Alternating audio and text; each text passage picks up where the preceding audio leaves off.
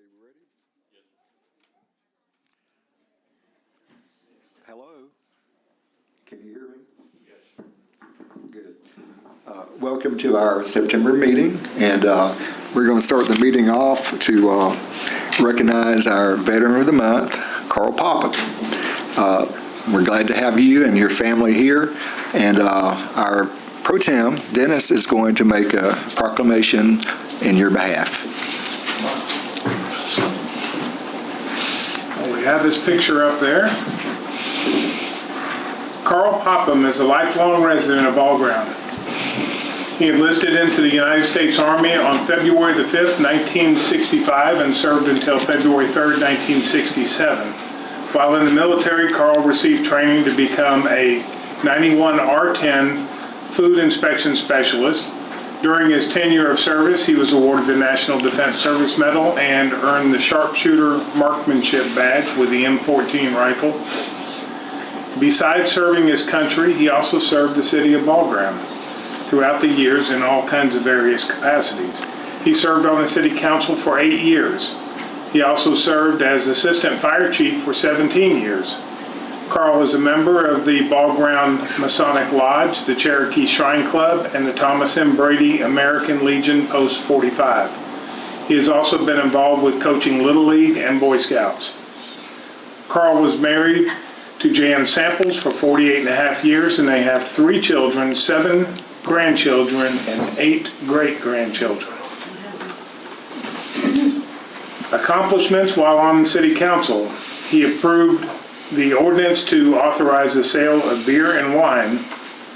The community service center, or community center, tennis and basketball court and softball were built on property given to the City of Ball Ground Community Association.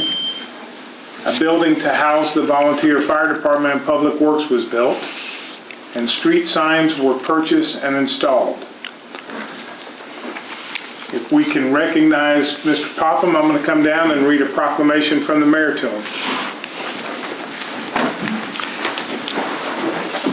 He better.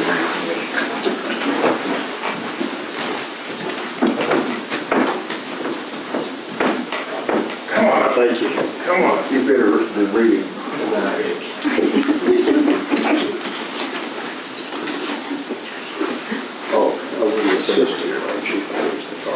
You were the fire chief. I only wrote what they told me. I read what they wrote for me. So we'll make sure that we take care of it. Whereas in 1954, President Dwight D. Eisenhower signed the first Veterans Day proclamation calling on our nation to pay appropriate homage to the veterans of all its wars who have contributed so much to the preservation of this nation. And whereas our nation has fought and continues to fight battles around the world, the words of that first proclamation still ring true. Let us solemnly remember the sacrifices of all those who fought so valiantly on the seas, in the air, and on foreign shores to preserve our heritage of freedom, and let us reconsecrate ourselves to the task of promoting an enduring peace so that effort shall not have been in vain. And whereas we remember with somber and grateful hearts those men and women who have served the United States of America with distinction and valor as soldiers, sailors, airmen, and Marines, and offer our sincere prayers for those who continue to defend the principles on which our nation was founded.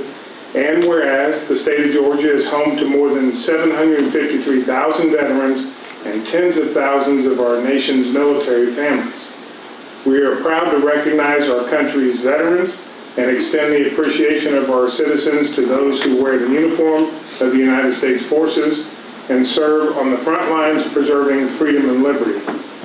Now therefore I, Mayor Robert, A.R. Roberts III, Mayor of the City of Ball Ground, do hereby proclaim Carl Thomas Popham Jr. as Veteran of the Month for the month of September and extend to him our sincere appreciation for his sacrifice and the contributions he's made to our great nation and community. In witness thereof, I have hereunto set my hand and caused the seal of this city to be affixed this 14th day of September 2023. Thank you.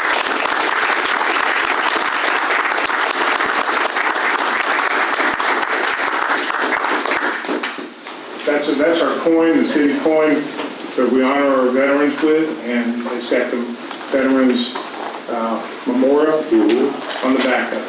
And I know you want to say a few words. Yeah. Quit staggering here. I got you. I've been a citizen of Ball Ground in town for 79 years, 11 months, and 1 day. Because my birthday's on the 13th of October, and I saw a lot of changes. I saw many changes. I worked for Rick Steady for a long time. I worked for his grandmother mowing her grass, and I knew Mr. Judson Wheeler, his other grandparents, and always been good to know them. As a matter of fact, Rick's daddy is the one that sold us the house that I live in now, and it was built in 1884, and we bought it in 62, and give, listen to this, $3,000 for it. You did all right. But I saw a lot of changes all the way up through the city there.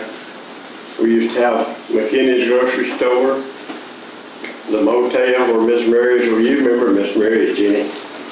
And then we had Ted Walker's grocery store and Bill Hawkins, and I saw 3 post offices since I lived here.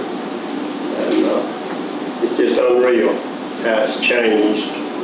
And I wish we could bring back some of those old buildings that was torn down, like the motel, 2-story motel that was up there where, just south of where Dot's restaurant is now. But I didn't join the Army. I got a letter from President Johnson that said, greetings, your friends and neighbors have selected you to serve in the Armed Forces. But I got my 3 kids here, Rodney, Lisa, and Bruce, and my great-grandson, Braxton, and my grandson, Henry. He was in the Army himself. But I've enjoyed living in Ball Ground as long as I have. Oh, David's back there. Yes, him. But like I say, I've seen a lot of changes. It's like one change. I remember when the Hobillers moved to Ball Ground. We lived up on the road here, right just before you get to the top of the hill where Inez Haygood used to live. And Mr. Hobiller, old man Frank, he came down there and introduced himself, and pardon my language, but he said, I'm a damn Yankee, I come to stay. But we always known it before they moved in as the Jack Lovelady Mansion. And of course, Henry and I became best friends, and I just enjoyed being here. And thank you a lot, Rick.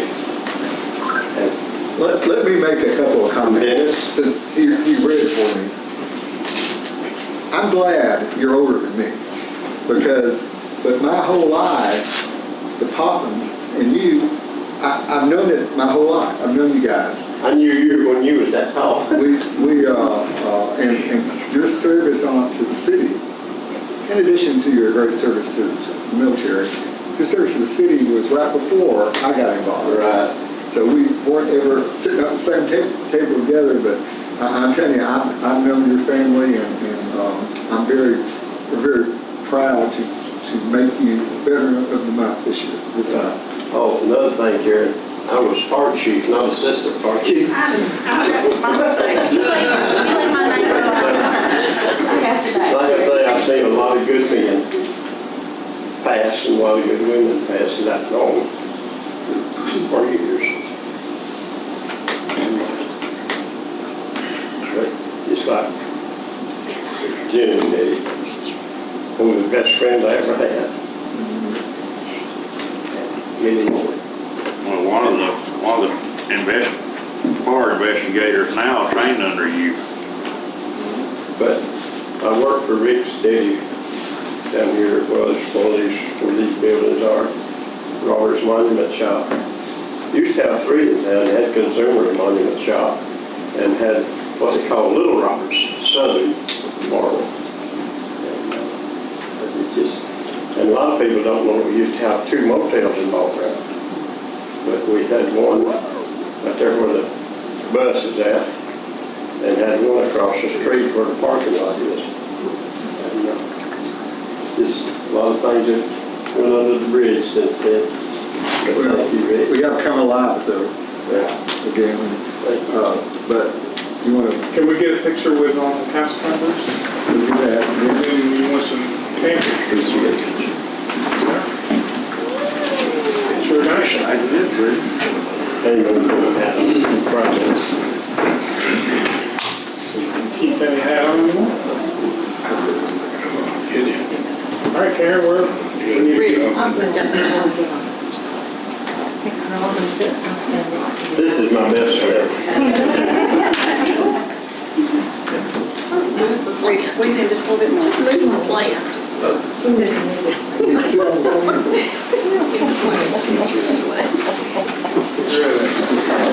Not even real. All right, everybody ready? 1, 2, 3. Okay. And family call. Lisa and Rodney and Bruce.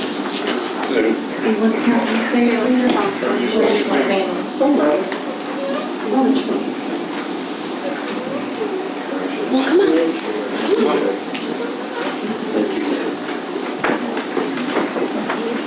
The ones that don't know it, this is my youngest daughter, my oldest daughter, Lisa. This is Rodney and Bruce. I lived here till about 2 years ago when I lost my husband. I moved to Tuckahoe. But Rodney still lives where I live. Okay, everybody ready? This way, 1, 2, 3.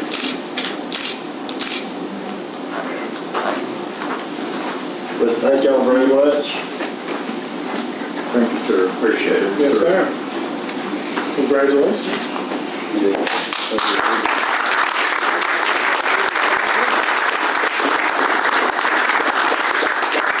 Everybody rise for the Pledge of Allegiance. We're going to ask Carl to lead us in the Pledge of Allegiance. You'll notice I don't take off my hat.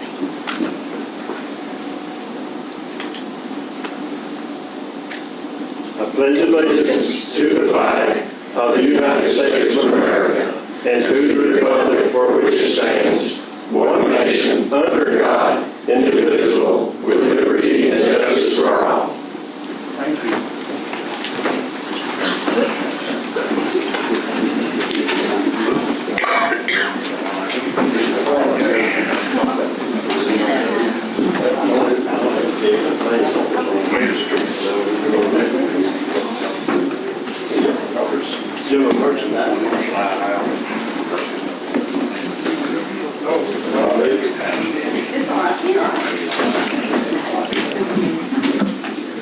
Rick, I appreciate it. Karen, will you come Well, I've got to go eat supper because my sugar is dropping. okay, Carl. And Great to see you and congrats. never did. Your never did name- know your name- him by the name of Ricky. Your name's going to be on the sign out here all month. All right, this is Rick.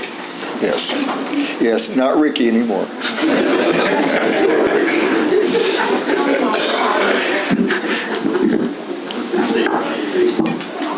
Okay. That was some, we're getting ready to hear from Stephanie Joyner, who's head of the historical Cherokee, History Cherokee is the new name for it, but He knows more history than I do. the Pophams are very historical in Ball Ground. They've been here, as I said, longer than my life. So I think we may have to get together and talk about how things used to be. Now, Jenny could help me. But when we were kids, Ball Ground was bigger than Woodstock, and it was very historical in a lot of ways. So, but good to see him, and I'm glad that we're making him a veteran. So let's go ahead and move now to the agenda. You have a copy of the agenda. Eric, any changes need to be made to? Okay, can I get a motion to approve the agenda? I'll make a motion to approve. Okay, Second. motion second. All in favor? Aye. Aye. Okay.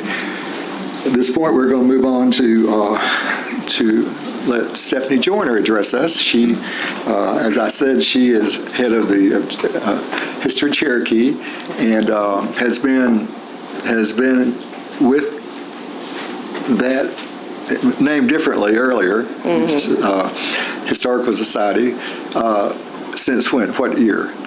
2005. 2005. So she's somewhat historic herself. Yes, I am. She's been in that position, and she's made it a very fine thing to have in our community.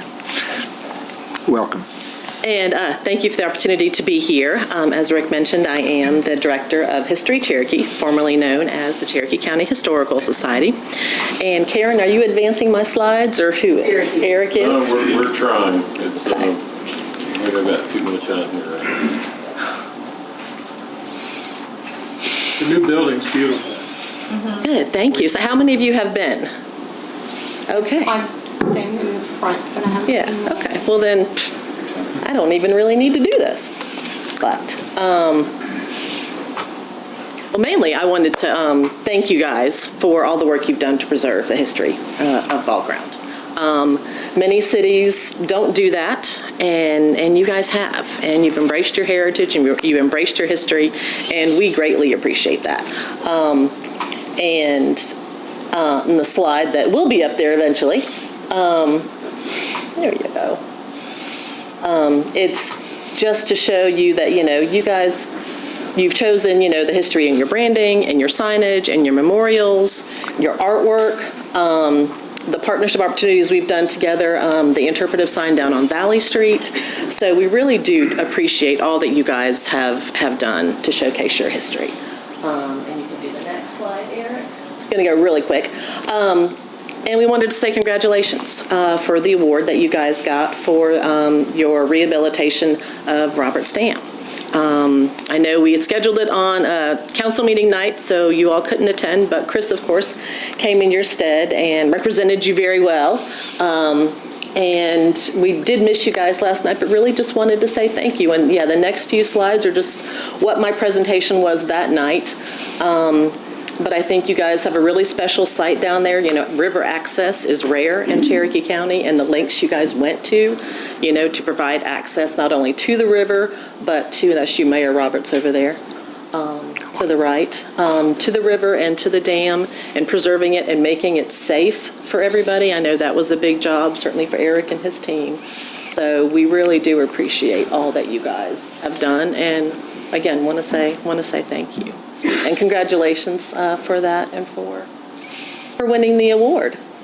But the other reason I'm here is really just a shameless plug for that, for the Cherokee County History Center, and to issue you guys an invitation, which of course you guys, some of you have already been. And Karen, I will drop off some free passes for the staff and for some of the council who may not have been able to attend yet. When we built the Cherokee County History Center, we were very conscious of the fact that we wanted to include all of the county history. It's not about Canton, even though it's in downtown Canton, but Ball Ground is very well represented. And if Eric can go to the next slide, I'll show you. Certainly in Gallery 1, those are all prehistoric artifacts, mainly from the Long Swamp site in Ball Ground, of course, which is just right up the road here. That was a Mississippian mound. For those of you, who are familiar with the Etowah Indian mounds, we had them here. We had about 4 Mississippian mounds in Cherokee County. They've all been bulldozed over, unfortunately, but Long Swamp had one. And so many of the artifacts, including that intact vessel there to the left, came from that mound. And we're very proud of the fact that we have both digital, we have high-tech and low-tech interactives within the museum. So you'll see Nolan down there actually tracing some pottery patterns that were found here locally. The next gallery we have is in Gallery 3, lots of Ball Ground history there. That's the marble. We've got some Robert Storr interactive there to the left. And if you notice, it is the gallery with the blank marble above it. On there, you see names on the other 2. And I do want to actually thank Mayor Roberts and his family, it is going to be known as the Roberts Family Gallery from here on out. So very, very pleased about that, to have, again, Ball Ground represented there. The next gallery, we have it, it's our main hall. That's our mural. Again, Ball Ground is all over that. I made sure we're there. And in our Preservation Interactive, of course, the Homeiller House is there, along with Roberts Dam and Laura Mays. So the next slide, I think, oh, in the store. You're in the store too. All kinds of Ball Ground paraphernalia you can get in the store. And then the next slide, that is our temporary exhibit. I think we've got Kegel's store up in the far left. That was in Ball Ground. Of course, Ingram Trucking, and that is our temporary exhibit running through the end of this month. So then we're going to have WCHK after that. This slide is what I kind of wanted to put a bug in your ear about. Like the interpretive sign we have down for the compressor, Eric, would it be possible for us to get another one of those at the trail behind the post office? Because I know I get asked all the time where the depot was. And you can see here from the before and afters, the depot was there right across the street from the post office. And so I think with that trail being there would be a perfect place. People walk it all the time. Go ahead and maybe put some kind of interpretive sign with a photo and say, the depot was here, and this is some information about it.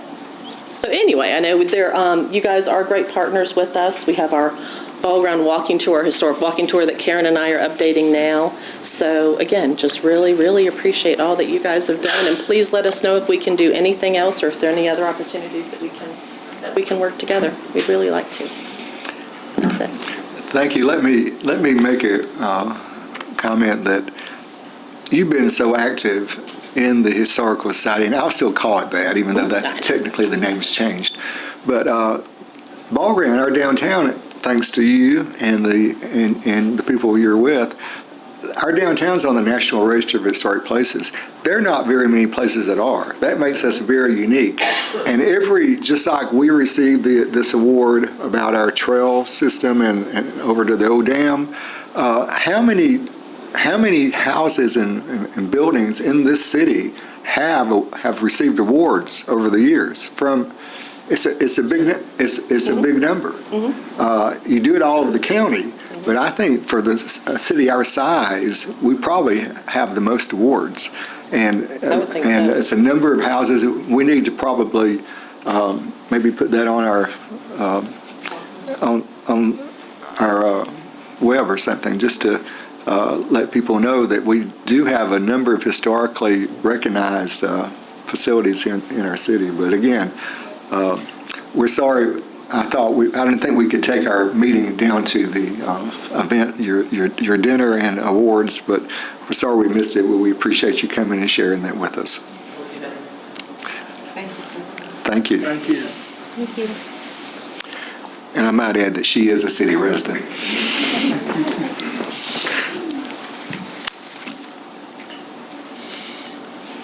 Eric? You got any announcements to make? We have October 7th coming up. Well, let me back up. This Saturday, we'll have the dumpsters in the community building parking lot, also doing e-recycle. And for folks that have the buckets of paint around the house, we'll be taking latex paint only until we reach our cap of 500 gallons. It's pretty expensive to dispose of that, but we're going to cap it at 500 gallons. And the e-recycle? The e-recycle will be there also. We're not capping it. You can just, whatever. October 7th was the Ball Ground Rocks Festival in City Park. October 28th, we have the Spooktacular in the Gardens from 1 to 4 p.m. November 11th will be our Veterans Day ceremony here at the Memorial at 11 a.m. And then December 1st, hard to believe we're talking about that already, but the March of the Toys for Tots Parade, 7 p.m. downtown. We're having an excited city because we're doing things all the time, particularly downtown, and we just had a great concert Saturday night. So this is it's an exciting, where people keep wanting to come back, and that's a big change in our city. But thank you. Anything else to add? Okay. Okay, this time, let me ask the council to, you received a copy of the minutes from our August meeting. Any changes or questions? Okay, motion to approve the minutes as submitted. Motion to approve. Okay, Dennis, second? Second. Annette, all in favor? Okay. I don't think anybody's ever opposed the minutes, so I'm not going to ask if anybody opposed. That's true. We have one item of old business to cover tonight, and that is consider the second reading of a hotel motel tax ordinance. This is something we had the first reading of in August, and Eric, you want to just summarize it? Yes, this would implement a 5% tax, hotel motel. Obviously, we have none, but this also applies to VRBO, Airbnb, any types of those short-term rentals. Of those funds, 3% can be spent any way the city wants. Our ordinance calls for it to be spent on infrastructure enhancements and events downtown. 2% of the funds collected be on promotion of events, and that's regulated in the state code. We can only spend that on advertising for the city. There has been a change to the ordinance since first reading. If you'll recall, we did not move forward on the short-term rental ordinance. Instead, we included in here, and each of you has a copy in the segment highlighted in yellow, are the changes that have been made. But what we did is we made a registration of operators in the ordinance and deals with the forms and what will need to be filled out. This will deal primarily with people renting on an individual basis. A lot of this won't apply to the ones that are through Airbnb or VRBO, as they already have their system in place where they will remit the tax and they'll collect the tax. But this does accommodate the registration process that we discussed. Okay, we've talked about this at our work sessions, and I think we've included everything council wanted to do so. So let me ask for a motion to approve the second reading. I make a motion to approve the hotel motel tax ordinance. Okay, motion by Scott, Second. second by Annette. Okay, any other comments or questions from council? And just as a comment, we'll supply this to everyone if it passes second reading, but the tax is not effective until January 1st. Okay. All right, all in favor of the motion? Aye. Aye. Any opposed? Okay. That, if you look at the cities all around us, they make a lot of money from hotel motel taxes. So hopefully we will be able to start getting some that we can spend on enhancing our visitors and downtown. So we expect to be putting in some rental cottages soon that will be places where people can opt for until we have a hotel or two. But at this time, that's just the first step, and it will benefit the city. And it's in effect, but not chargeable until January the 1st. Correct. Okay. All right, let's move to new business. We have 4 items under new business. The first is consider a de-annexation petition for 1355 Ball Ground Road. This is a 50-acre piece of property that's on the edge of our city that is really not receiving any city benefits. We're not providing lights or water or sewer or street. So any comments, Eric? Cherokee County Board of Commissioners has adopted a resolution to accept this back into the county. It's, again, it's located at 1355 Ball Ground Road. We covered this in our work session, so at this point, could I have a motion to approve the de-annexation? So moved. Okay, Annette, second.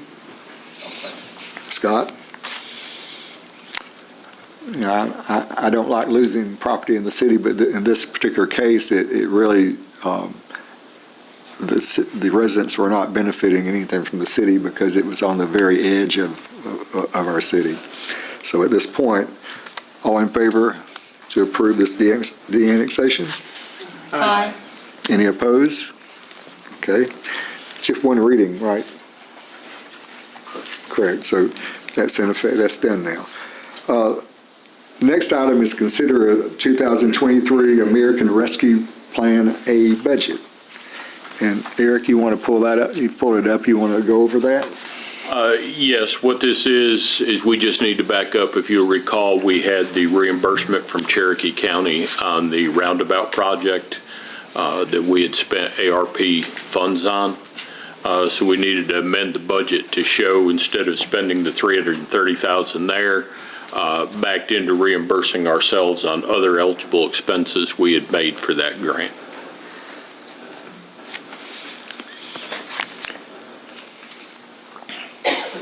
And that's the proposed change, Yes. showing that. Had $306,250 on Old Dawsonville Road, $75,775 on Groover Street on the turn radius retaining wall and fence and whatnot that was put up there. Sidewalk connections and ADA improvements and other road and streets improvements, 21.5 and 26.7. Okay, could I ask for a motion to approve this rescue plan budget? Move that we approve the rescue plan budget. Okay, Dennis, second. I'll second. Okay, any comments or questions?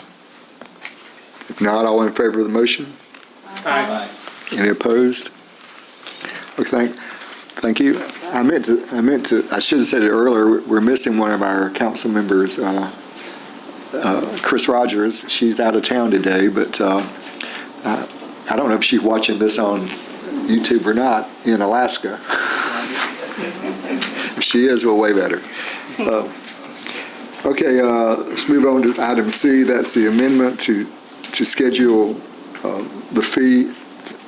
some fees, including the hotel motel tax. Yes, sir. It's simply to amend the schedule of fees to include the 5% hotel motel tax, just to cover it in both documents. So we approve that schedule every year, correct? And so this will be one change to it since we approved it earlier this year. So adding the 5% hotel motel tax into this schedule. Can I have a motion to do so? I'll make a motion to do so. Okay, Vicki, second. Second. Annette? Any comments, questions? All in favor? Aye. Okay, nobody opposed? Good, so that's, again, that will go into the schedule, but it won't really come into effect till January 1st of next year. Okay, the last item under new business today is consider the first reading of an ordinance to establish standards for vending machines. Now, you want to give us some update on that, Eric? I'm going to defer that back to Mr. Luley and let him address the highlights of the vending ordinance. Yes, sir. We have put together a draft ordinance that will not only define what a vending machine is in the ball ground, but also will regulate the location of the machines, the size of the machines, lighting, security, maintenance, permitting process, and then attach some penalties for things such as litter. Any questions for me, please let me know.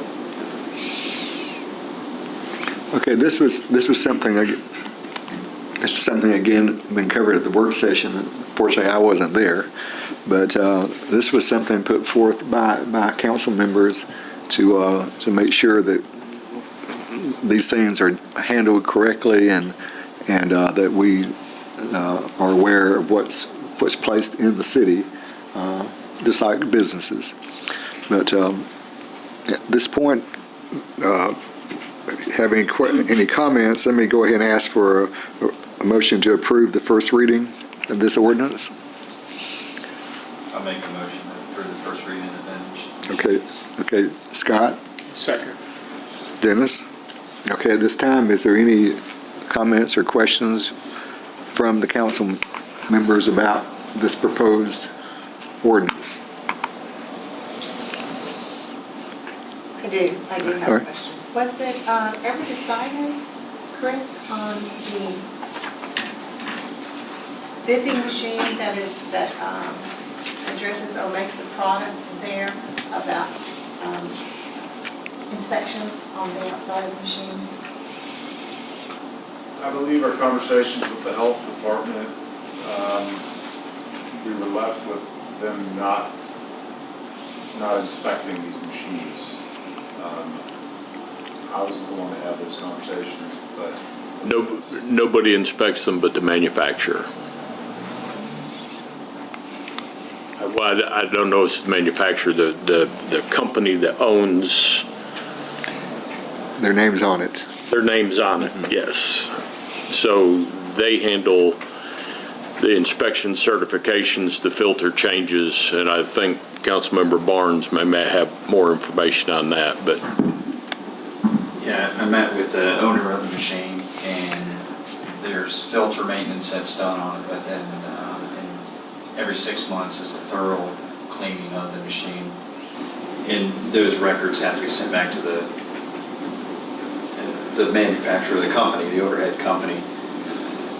I wouldn't see there being an issue if whatever documents are being sent back to the corporate office for the ice machine could also be posted possibly on the machine if that needed to be added on there. and that's something that could be added prior to second reading wouldn't require a first read, would it? No. Could be So added. this could be, if we had additional, wanted to amend this by the second reading, we could do this? Like we just did the hotel motel, yes, Right. ma'am. Okay, because as it stands now, it's the manufacturer that's doing his own inspections. And just questions about that. Okay, well, let's go ahead and as Eric says, we can actually make a change to it before the second reading, but we need to have the first. We'll go ahead and do that tonight. If get a motion to approve the first reading and a second. We got a motion In a second, All right. we set the vote. All right, all in favor? Aye. Any opposed? Vicki? Just questions, Okay. not opposed, just questions. Okay. All right, again, we'll, as with any ordinance, we have to have two readings, two different meetings, and so we'll be considering the second reading of this ordinance in October. Okay, well, that concludes our items we had, a few items we had listed for new business tonight. At this time, I'll call on Eric to give us an update Okay. on the last month. Thank you, sir. We'll begin with a report from Chief Reeves.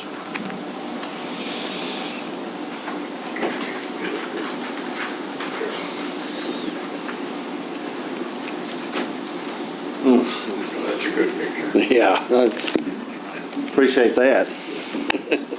It's just a lot of gray up there. I don't know what's up with that. Good evening, Mayor and Council. It's good to see y'all this evening. I was trying to find an email that I needed to refer to. I forgot to print something out earlier, but no big deal. Let me see what I'm looking at here. Okay, the monthly report stats, have those kind of broken down in graphs and charts there for you. That's our total traffic citations for the month. I think we had 38 total for the month. You can see the majority is usually for tag and registration type violations, and then a lot of cell phone tickets. People still want to talk on those cell phones. It don't matter how many tickets you write or how many times you stop them. It tends to be more and more people on their phones.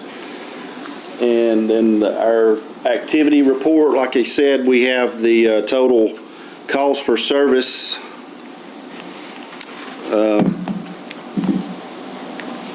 at 308. And as you see, those zone patrols are the majority. It looks like there's about 140 of those. Working traffic, 20, 25 maybe.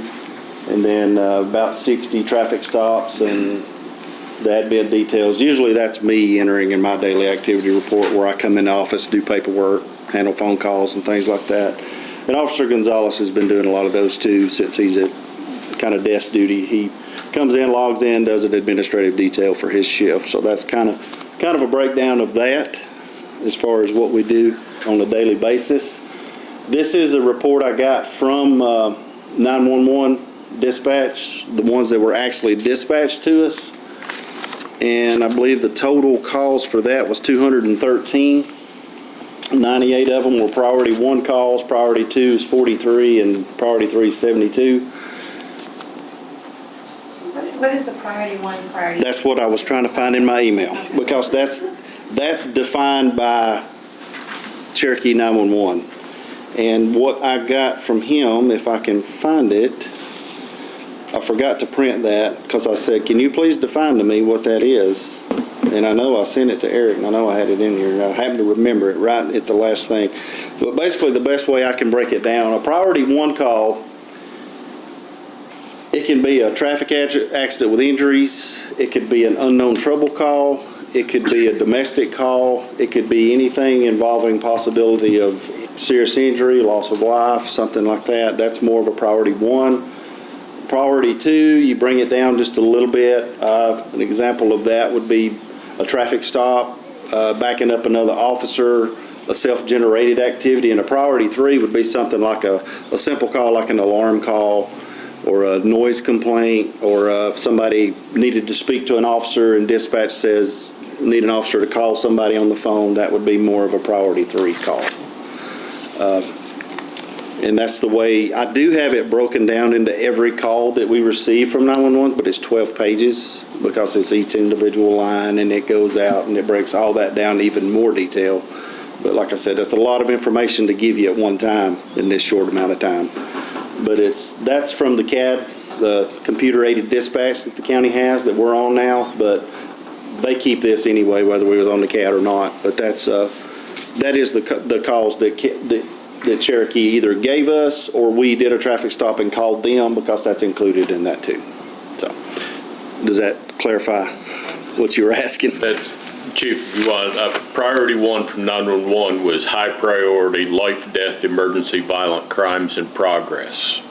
Priority 2, medium priority, other crimes or incidents not in progress. Yeah. Priority 3 is lowest priority. It's a non-criminal call related to injury, present danger, or property damage. Yeah. So we had doubled the priority 1 call. Yeah, and like I said, it don't seem to me like we had that many serious calls, but it's how they prioritize them, and it's the way they give me the report. That would be an emergency response. Emergency response, and not necessarily lights and sirens emergency response every time, but most of the time, if it's something that serious, it is. But yeah, that's. I was kind of surprised by that number too. When I seen that, I thought, wow, I guess we do more than I realized sometimes. Let's see. Showing an increase, are seeing an increase in, say, the last 12 months in your calls? Are they increasing? It seems that they are. I know it looks like the calls for service kind of stay the same, but one thing that I've got to get the guys to work on is making sure that they log everything that they do, because we get in the habit sometimes of not logging everything in our daily log that we need to. Like when we go through a neighborhood, might get distracted and go do something else and forget to go back and put, we did a zone patrol in that neighborhood and things like that. But I have noticed that it seems like the dispatch calls are increasing. It seems like we're getting dispatched more and more. And you may have noticed we had 2 tractor trailers broke down in the middle of the road this week, back to back. So that's a working traffic for 2 hours each day. But, and it does seem that the calls are increasing as far as the dispatch calls that we receive. Let's see. Kind of some highlights to point out. We have received 2 resumes from interested candidates for the positions we have, so that's a plus. That's 2 more than we had last month. One is a certified officer. The other one, I'm not sure if he is certified, but if he looks like a good candidate, we may explore looking at sending him to the academy. That's not out of the question. We have hired a part-time person to help with the state certification process. It's only going to be 8 to 10 hours a week. Somebody that they're very familiar with Powered EMS. They do the certification process for the jail at the county. There's some of the jail certifications that they have to do as far as their accreditation as that goes. It's not really the same exact standards, but it's the same song, different verse, if you will. It's kind of the same processes. And they use Powered EMS. She's familiar with it and knows how that works. And I think that will speed up this process tremendously as far as that goes. A couple of other things. What have I got? Yeah, that's on the part-time person. I know I talked about it a little bit at last month's meeting, but it's actually for August. But the first day of school went well. The only thing this year, in my experience, since the school's been down here, it seems like we had unusually heavy traffic for longer periods of time. We actually stationed an officer at the entrance and would tell people to come down, turn around, and go back to keep that northbound lane, I guess it'd be north, that lane open, because people trying to stop and turn left and nobody let them turn left, so you just had gridlock. So we'd tell them to, come down here, turn around, go back. Had a lot of people that wanted to fuss and complain that wasn't necessary and all that, but you direct traffic, you're going to get yelled at and told you're doing it wrong. But after 3 weeks, it got to where it didn't even make it to the road anymore. So everybody realized that little Johnny can get on the bus and he's okay. So it worked out pretty good. And then we did have our second ever Coffee with a Cop event at Barrel House. It turned out pretty well. That was on August the 2nd. We had a few people come by, not a great turnout, a huge turnout, but it was a good turnout. We had a few people come by. One family came through that actually homeschooled their kids, and they had 4 or 5 little kids there, and they got to ask questions and sit around with us and do things like that. But anyway, that's about it. Got some upcoming events. I think he's already touched on that. We've already had them, but I had them on for the upcoming events for September. Was the concert in the park that we had last week, and then the Patriot Day ceremony, which was on the 11th, which we just did that this past week. But it'll be on next month's report. So, any questions for me? No. Thank you, Chief. Thank you. I appreciate it. Thank you. Your officers are great. I'm very proud of our police department here. They're staying more and more busy, but we're doing more with less right now, so it's stressful, but it's all right. But you're doing a good There job. was a time when there was only 2 of us. So Yes, I remember when there were 1. Long time ago. Okay, Eric, you want to move on? Yes, sir. Fund balances closing the month of August. General fund, $785,000 cash on hand. SPLOST, $384,000. Fire, $4,500, which is a direct pass-through. Utilities, $1,263,000. Sounds like a lot of money, but it's the first time since I've worked for the city that we have more money than we have debt in the water fund and general fund. So we have about 1.1 million in debt and now just over 1.2 cash on hand. It's going to go away pretty quickly. The Mountain Brook North water connection on Old Canton Road will cost us about $350,000. Nice thing is we'll do it with cash instead of borrowing from GFA like we have for other projects. August revenue and expenses, general fund was at 72,000 on revenue, expenses of almost 200,000. Splost, $867 in revenue. That's because if you remember the previous month, we got 2 months checks in 1 month. So this month, all we had was interest earnings. Year to date, our revenue is 134,000 against 152,000 in expenses. Utilities for the month, 277,000 against expenses of 161,000. Year to date, revenue 469 against expenses of 295. When I say utilities, that includes water, sewer, solid waste, and stormwater. Administration, been working on the hotel motel tax in coordination with DCA, and we do have blessings there to move forward. Annual audit, just hats off to Donna and her team. There's still a lot of work to be done, but you know, there was a time when the auditors used to come to the city and they'd spend about 3 weeks here. Then it got down to 2 weeks. Then it got down to a week. They'd finish up, stay a little late on Friday, and they were gone today at noon.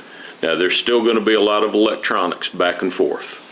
But when they come in, Donna and her team have everything ready for them. Everything's electronic, digitized. They can get it and go, and they pester us with questions for 3.5 days, and then they go work in a quiet office and leave us alone for a while. So it's great, but Donna, and hats off to her and her team. Yes. We're working on the 2024 events calendar. We got our last date in this afternoon, so we'll be ready to publish that pretty quickly. Still working insurance claims on the downtown street lamps. We'll get through it. We're finalized with one of them. Insurance company called the General. No questions, wrote the check and paid it. You get the more big name ones, they want to haggle for a while and tell you your stuff's only worth half of what it is. So we're going back and forth on those. Street light downtown with a sound system on it runs just over $14,000. So they're not cheap. Our town app is paid for. We're a valid user now. We've got our logon IDs and passwords. We're starting to update it. Within about 30 to 45 days, we'll be able to roll that out to our citizens. Just on your phone, it's an app, have all the information on the city. Something they see that they have a concern with, whether it's a pothole or trees that need trimming or whatever, they can take a picture of it, click it, it automatically sends us to it with a pin location of where that item is. You can set it up with a reminder system. I've got it live on my phone now, so about noon today it reminded me that there was a city council meeting this evening. So it'll take the events calendar and push that information out to the public. And it is a free app. Has all our restaurants downtown, has our stores, shops, so it'll be great for visitors to download and have information as well. Historic past, bright future. We got our service mark registration on it, so it's been approved by the Secretary of State. Again, this is being used in several Midwestern states, so it was not eligible for a trademark because it is in use, although nobody has it trademarked. So we have it service marked in Georgia, so nobody else in Georgia can use it, and it's in our obligation now to protect it. If we see it being used, we're supposed to provide notice that it can't be. Capital projects. Paving is complete on Northridge Road. Final invoice was $111,100. It was in the budget for $125,000. And additionally, we received grant funding at $40,000, 39 and change towards that project. So that project was well under budget. Roundabout, we're still on track for a December bid let. The We were expecting in September that GDOT would get going on the 372 spur for engineering. That has now been accomplished, so the county is preparing the RFP for services. We used to call it just an intergovernmental agreement, but the new name from GDOT now is a Project Framework Agreement. So it's a PFA instead of an IGA now, but we invent new words. This is a $3.2 million project that is being funded completely by a grant out of the Atlanta Regional Commission. And again, that's to get the trucks out of downtown and design the bypass. On Mountain Brook sidewalk extension, the county just this week sent us the documents. We'll start working now with the residents along that way to obtain easements for sidewalk construction and installation. In the city portion, fortunately, we do not need any right-of-way. We just need easements for construction. So we'll be working with that in the coming weeks. And the CIP update, it was submitted to the elected body. It was updated with the corrections, and we're working now to update a new project list for consideration. Public Works business activities, lead and copper sampling. That has been completed. The highest lead content sampled in the city was at 2 parts per billion. These are in houses that we test that have copper lines with lead solder. The current maximum contaminant level, federal government status, is 15 parts per billion. So we're way under that. A year from now, they're going to drop that to 10 parts per billion. We're still well under the 10 parts per billion. The highest copper content we had was 180 parts per billion with a maximum level of 1,300. So we're well under on the copper content as well. And again, this content comes from homes that have copper pipes with lead solder.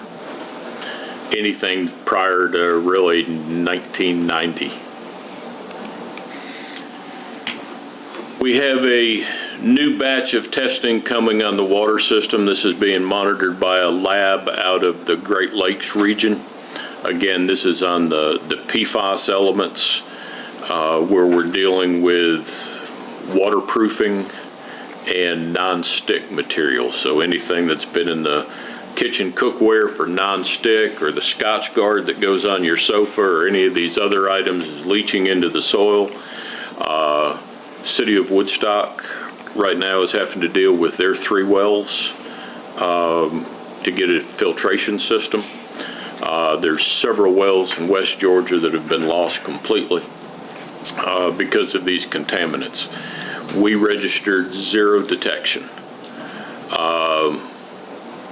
but now they're going to continue. Now they're raising the level. We had 0 detection, so now they're going to test at a higher level. So our well should be fine because we're in the non-detectable on this, but we'll see how far they drill down. Water purchase point for Mountain Brook, that's going to be a lengthy process. Do have a verbal with the property owner that he would work with us. We have ordered the survey so that they can get in there and determine exactly what the property owner would be dedicating to us for a right-of-way to get that water line in there. The capacity study that we've been talking about for some time, this is just a couple of slides that show, but we have finished the capacity study for each of our sewer lift stations. What we're doing now is working on a modeling program that ties all those together so that a house built in Mountain Brook will automatically know that it needs to deduct capacity from Mountain Brook, Old Dawsonville Road, Howell Bridge, and Sage Hill, while one built in Cherokee Village will only deduct from Cherokee Village, Howell Bridge, and Sage Hill. So we have a lot of modeling work to do. But basically, what we've learned from this study is that we know we have 453 committed homes to be built in Ball Ground now. We're good on those 453, and we're good on an additional 799. Beyond that point, we will have a bottleneck and we'll have to rework our infrastructure between Howell Bridge and the sewer treatment plant at River Bend. We'll have to upsize lines or run dual lines to be able to get the sewage there. So that's our number. Now we're working on modeling because that's the number at Sage Hill. That's the total for the city, but other lift stations may be less than that. Some may be more. For example, Old Dawsonville Road can handle 963. It's just where it's pumping it, they can't handle it. So we know what our cap number is now. On stormwater inspections, the pond inspections have been completed. We have sent out notice to the pond owners on what the deficiencies are. And we've given them 45 days to achieve compliance, at which time we'll do a reinspection and get back on these ponds. On solid waste, the RFP, we should have that to the elected body for input within the next 2 weeks. We're exploring different alternatives. This is just a consideration. This is not a requirement. We can extend our contract with Waste Management that we currently have. There's no obligation to change. Our contract has a built-in where we're allowed to renew. They're working on what their price would be for a renewal. We just want to be prepared one way or the other to look at the options that are out there. Recreation and parks. On the park project, the commercial shade sails have been ordered. On the Roberts Lake Trail extension, we're targeting October 30th for opening. We've really had to shift priorities there for other things that are happening. On playground renovation, the work has been ordered there. The fence replacement began yesterday. The major work, that's an error there, the major work begins in 3 to 4 weeks. Materials have been ordered and they'll just be upgrading and revitalizing that playground. Parks Master Plan was approved by the Recreation Committee. It's been distributed to the elected body. And after fall break, we'll get back, we'll convene a meeting with Recreation and Parks Committee and our park stakeholder group, go over the plan with that group, gather input from them, and then from that point, go to the community. Community development, again, the draft master plan for parks, research and work on hotel motel, code enforcement, and working on the vending ordinance. On the impact fee program, methodology report is received. I don't think I sent that out. I'll get that sent out to the elected body. There's a lot of detailed information in there. And some scary population projections based on the Metro Atlanta region.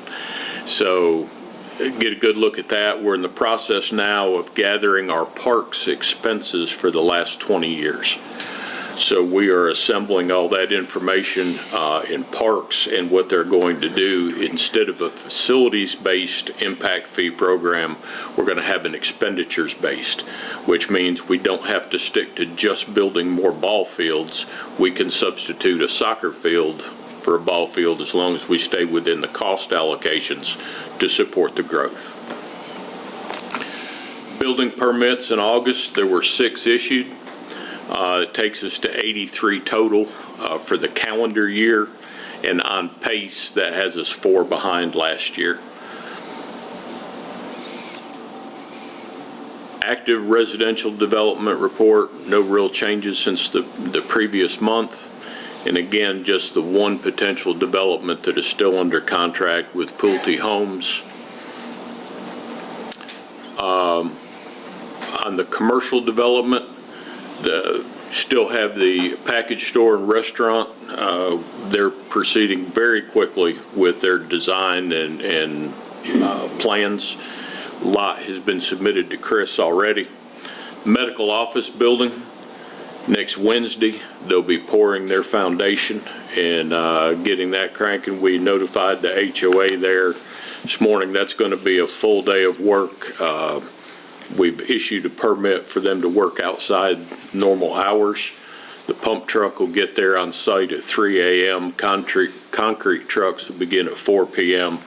And their schedule, if all goes well, has them finishing up about 8 p.m. So it's going to be a long day of pour. The convenience store at the traffic light work is resumed there. There's some utility relocations. Georgia Power, TDS, and ETC are now all out of the way, and they're getting storm drains in.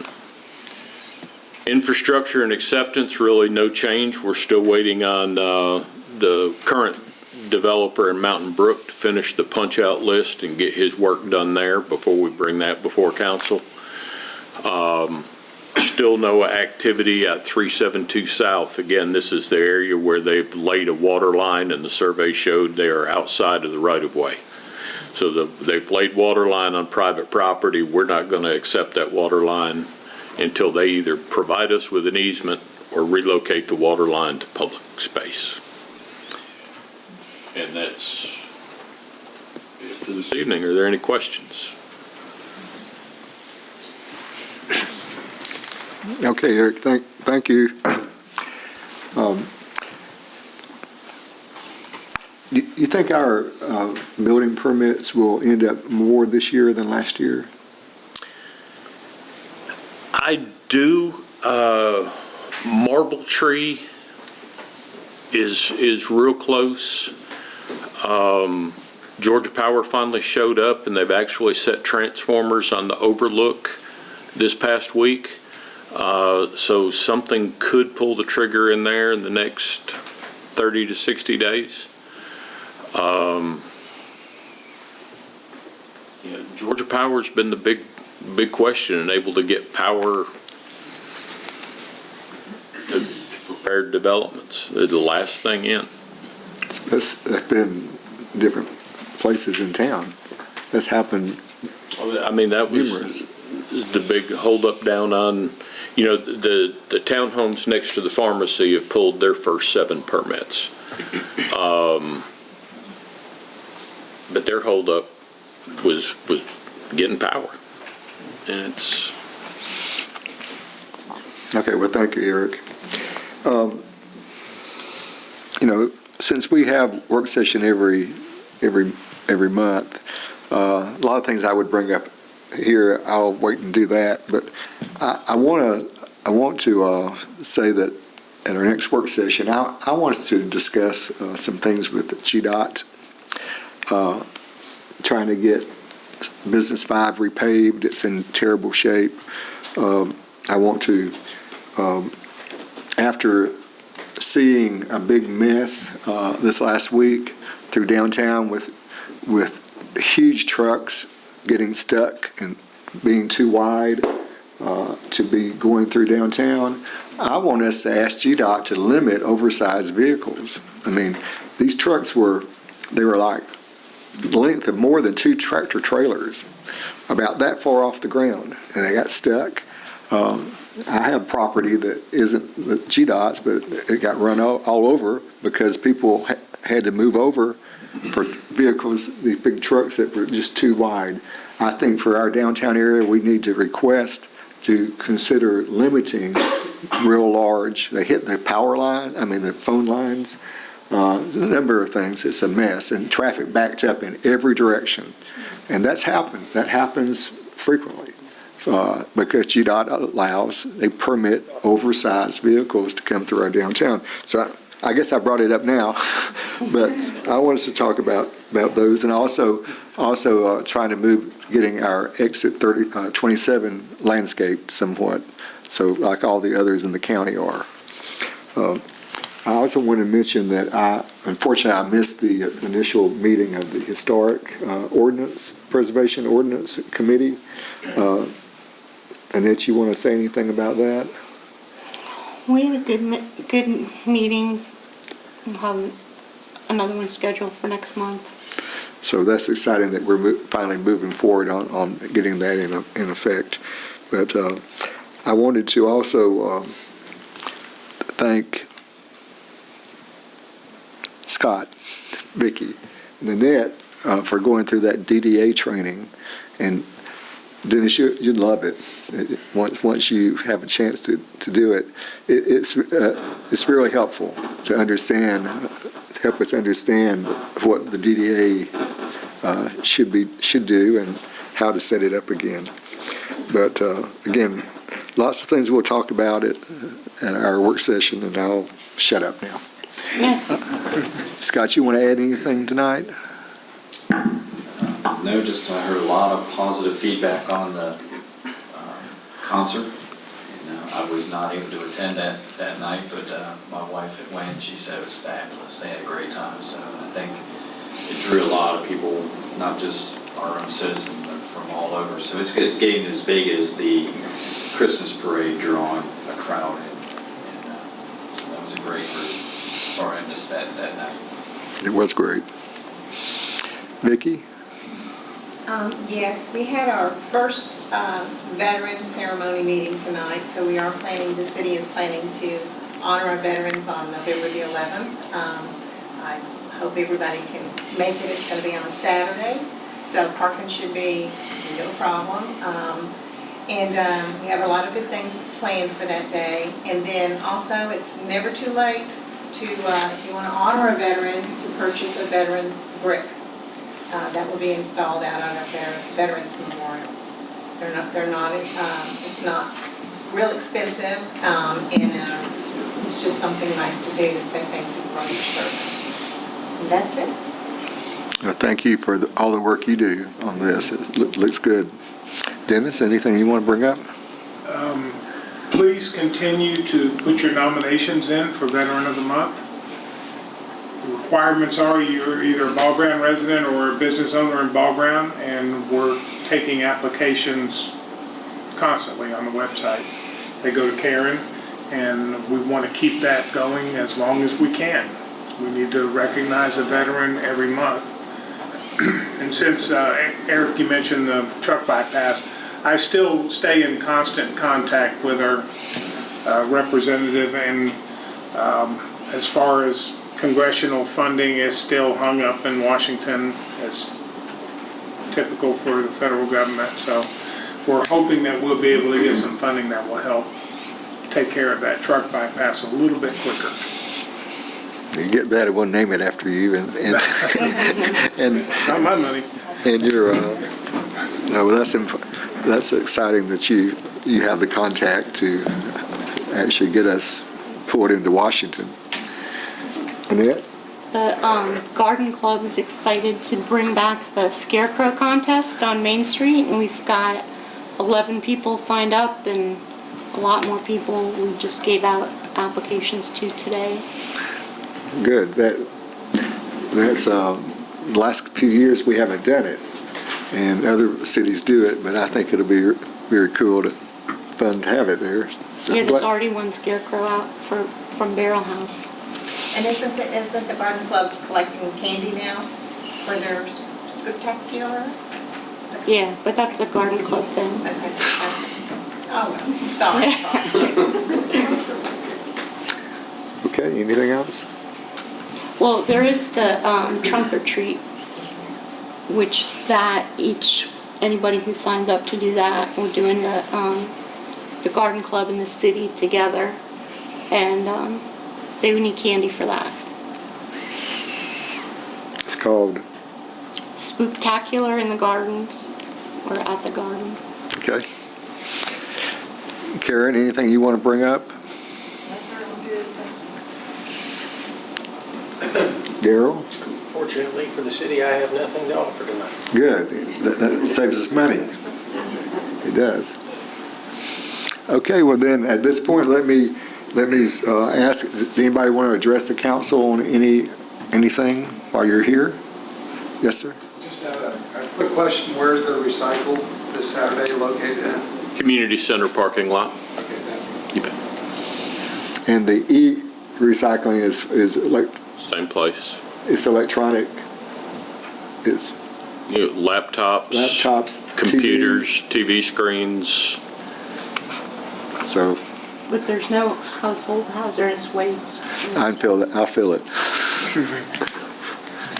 And Waste Management did, so if you have anything that you can recycle, laptop-wise, lithium battery-wise, whatever, it's great. Waste Management lost another truck week before last, compacting a laptop that had been thrown away, which ignited the lithium battery, which they dumped it in the, can't remember which parking lot in Woodstock, but there was a parking lot in Woodstock that had dumped the burning.